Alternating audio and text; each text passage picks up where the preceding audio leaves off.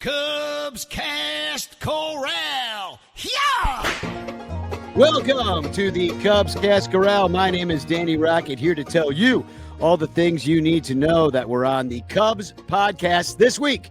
Let's start with Bricks Behind the Ivy, and that would be Jeff having on Irishman Jake McKibben, who bragged on the Brewers not missing a beat last year, never losing more than 4 games in a row. They talked about relying on the bullpen being a mistake in the playoffs because there are too many opportunities to see your guys.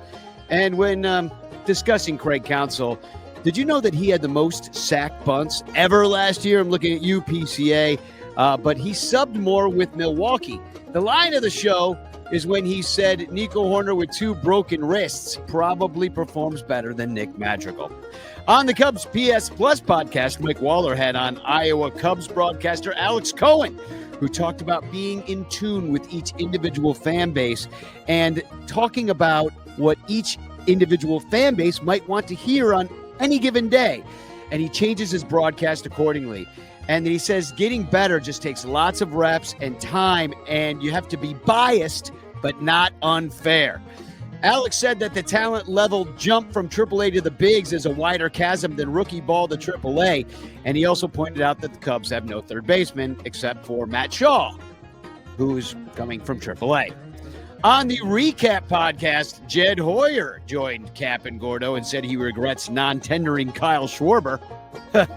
But now he's thrillingly working on shoring up the bench and pen. And he said almost all trade rumors are just simply not true.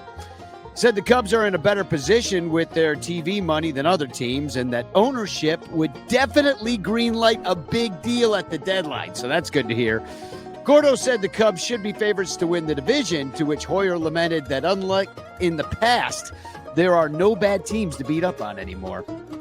There are a few. On the Fly the W podcast, Crawley had on Jen Martindale, who is the VP of Marketing in charge of CubsCon, who talked about all the great events the Cubs will be hosting that are basically based on fan feedback, including smaller discussion rooms with Ed Hartig, and also Sosa and Tucker. Kyle Tucker will be on the compound. And you can also go tell Tom Ricketts that he's a cheap bastard right to his face at a steakhouse if you'd like to. That's all part of CubsCon. It was brought up that how unfair the Sasaki process really is, because some team is going to get him on the cheap instead of having to draft him. And then it also pisses off the Latin players who have a completely different system to come through. They also wondered if Alex Bregman would accept a Bellinger light short deal, although the rumor is he now won't. And pitchers and catchers will be February 9th this year, earlier than usual because of the Japan series, which we now know is will have non-transferable tickets, no scalping. Then Crawley interviewed the creator of CubsCon, John McDonough, who talked about the history of that awesome event. Lastly, on the compound, Ian Happ, well, I guess he accidentally had the fire department come to his house because as he was attempting to change the batteries in a smoke detector, he screwed something up and set off the whole house, which was connected to Alexa, and it was a pretty funny story. Anyway, the guys talked about being little leaguers, pretending to be Sammy Sosa back in the day when they were kids, and you know how he's going to come on the compound with Tucker, and they're pretty excited about that.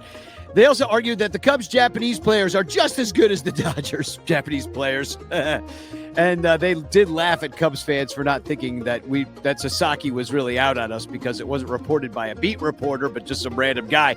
Anyway, Sasaki's out on us. They went through the free agents and said that Alonso and Santander are willing to do a shorter high. I got to wait for it to go. There we go. How Alonso and Santander are willing to do shorter high AAV contracts, and then they shared their most beloved drunk late night college restaurant spots. Also, is Zach Short off the show? Guess he's off the show. That's too bad. He was one of my favorites. Said fuck a lot. And that was your Cubs Cast Corral.